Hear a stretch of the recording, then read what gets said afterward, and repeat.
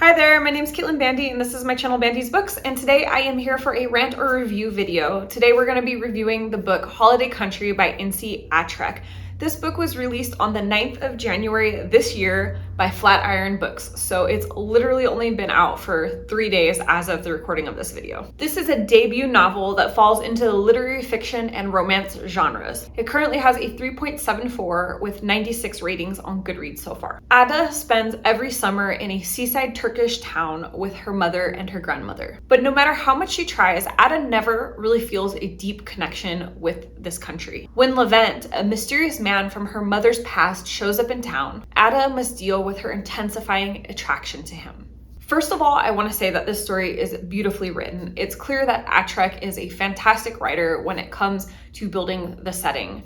The description was so well done in this book. I could clearly imagine what this seaside Turkish town was supposed to look like. I could see the Aegean Sea. I could smell the food wafting out of the restaurants. I could see the olive groves. I could feel the sun on my skin. It really is an immersive experience reading this book. One thing that I thought this book did exceedingly well is portray complex and toxic relationships between different generations of the family. So Ada spends her time with her mother and her grandmother during the summers in Turkey. And it's really clear that the dynamic between all three of these women is just super unhealthy. Her grandmother is very domineering and interfering. She demands things that make people uncomfortable. She speaks about people right in front of them. She's just a very toxic person. And you can see clearly that Ada's mother has suffered because of that. And you can see that Ada is suffering in some ways because of that. But neither of them are really communicating that either. They just sit by passively while the grandmother acts like a terrible person.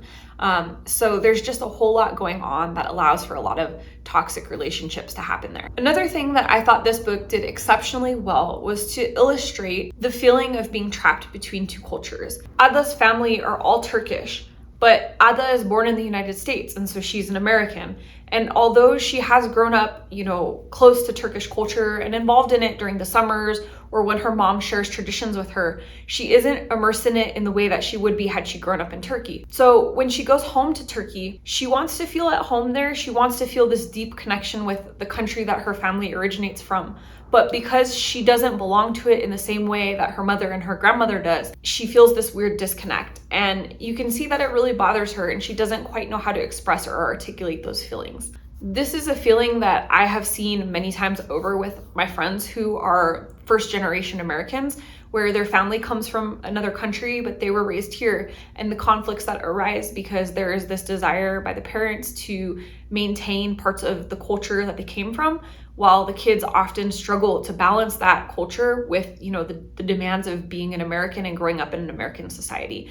So I thought that that was illustrated beautifully in this particular book. We could really see that Ada is struggling with her place both in Turkish society and in American society. That said, I struggled to get into this book because I disliked pretty much every single character in this story. Ada, our main character in particular, is the least likable of them all. I know that she's 19 when this book takes place, and nobody expects a 19-year-old to be the height of maturity. But Ada is so spoiled and so selfish, and she is so focused inside of herself that she doesn't notice anything that's going on around her. She has basically no empathy for anyone else. She's very self-absorbed and self-obsessed, and not just in the normal way that a teenager is. It's like to an extreme. I know quite a few teenagers, and I just don't know too many of them that are like quite this selfish. I also really disliked the grandmother. She's mean, she's domineering, she makes everybody feel uncomfortable. I didn't really enjoy her part in the story. And then Ada's mother, the person that you're supposed to be sympathetic for in this book, is like a complete doormat that just gets walked all over, and she honestly lacks like any semblance of a personality. She just is kind of this filler person that's there to be abused in the story. And then Levent, the man that is supposed to be this sexy older man that Ada has the hots for, I couldn't figure that out. He doesn't come across likable or appealing in any way, shape, or form at all. Which leads me to my next point. This whole book is about Ada and her fascination with this older man who is from her mom's past. And I could not believe the dynamic between the two of these characters. Levent is not sexy. He doesn't do anything alluring. There are no interactions between Ada and Levent that would make you think that there was even the possibility of a relationship. There's no sexual tension, no chemistry. it's about as attractive as a wet paper bag. And so when we get into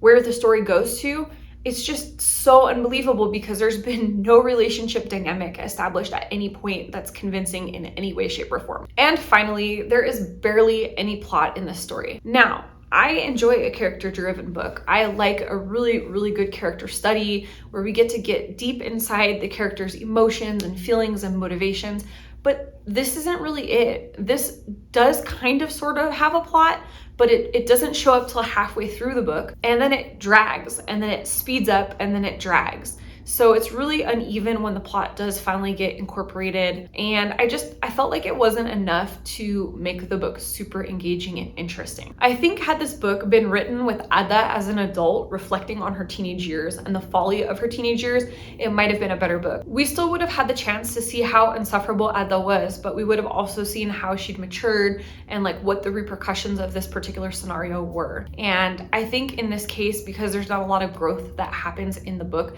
she just stays insufferable all the way through.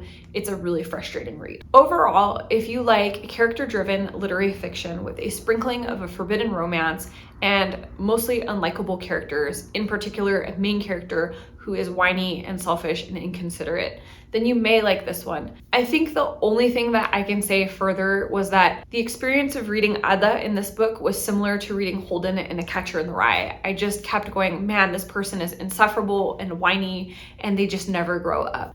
So if you do go into this, just be aware that that's kind of the experience you're going for there. I ended up rating this book 3 stars. So that's the end of my review. If you liked the video, hit the thumbs up, comment down below and let me know, have you read this book? Is it on your TBR? Do you plan to read it? And let me know how you feel about unlikable characters. Is it hard for you to get into books when the character is just so detestable? And if you're not already subscribed to this channel, you know what to do. Hit the subscribe button down below, as well as the notification bell so that you never miss a video. And that way we can see each other again soon. Thanks so much for joining. Bye.